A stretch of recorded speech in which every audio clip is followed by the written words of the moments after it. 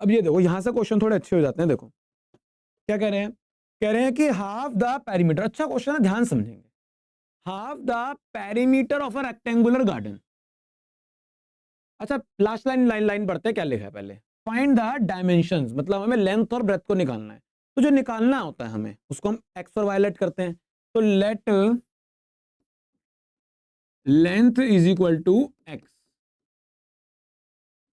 और ब्रेथ, क्योंकि दो ही डायमेंशंस होते हैं ना भाई, एक को एक्स और एक को वाई, जिसके हमने पहले भी करा था।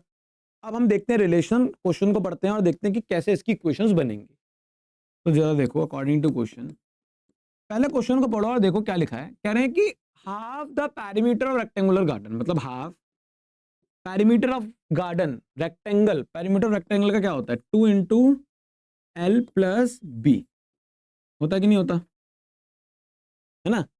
तो ये क्या दे रखा है, कह रहे half the perimeter of garden, इसके बाद लगा देना ना कॉमा, कॉमा से लाइन होगी ब्रेक, यहां से लाइन कंटिन्यू हो रही है, इज 36, मतलब 36 है।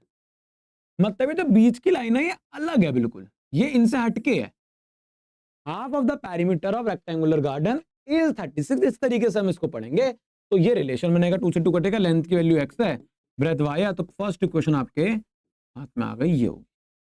बस समझ में आई। क्वेश्चनों पढ़ने का तरीका भी तो है ना भाई।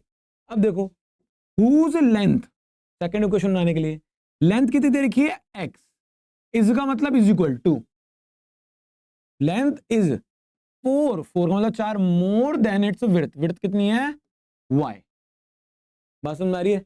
Length is 4 more than its width, दूसरी इक्वेशन बन गई। क्या दिक्कत है, ये पहली है ये दूसरी है। अब आप बखूबी जानते हो कि इनके ग्राफ बनाने हैं और जहां पे ये कट करें वही इसका सॉल्यूशन होगा। हालांकि ऐसा नहीं है कि एक ही ग्राफ बनाने का ही तरीका है, कब बोर होगा सर यार शिट इसमें भी ग्राफ बनाना पड़ेगा, नहीं, हमारे पास 2-3 तरीके और होते हैं, सब्स्टिट्यूशन, एलिमिनेशन, अलजेब्रिकली भी होता है, वो भी अगली एक्सरसाइज में पढ़ेंगे, अभी तक वो बताया ही नहीं मैंने, तो अब कर सकते हो। पेपर में कभी लिखा नहीं आएगा, पेपर में आप किसी भी तरीके से करो, ग्राफ बना के करो, अलजेब्रिकली करो, कैसे भी करो, लिखा कभी नहीं आता, जैसे इसमें लिखा हुआ है, तो उसको कैसे भी कर सकते हो। फिलहाल हम ग्राफ वाले एक्सरसाइज पे, तो अब उसको ग्राफ बना लेना, ऐसे ही मैंने ग्राफ की प्रैक्टिस हो जाएगी। तो इन दोनों के सॉल्यूशंस निकाल के ग्राफ बना देना, आराम से आंसर आ जाए, क्योंकि मैं बार बार ग्राफ बनवाऊंगा तो बोर भी होगे, और अब सब मैं ही कराऊंगा तो आप क्या करोगे, प्रैक्टिस करनी है, नहीं है समझ में तो आप मेरे से पूछ लेना।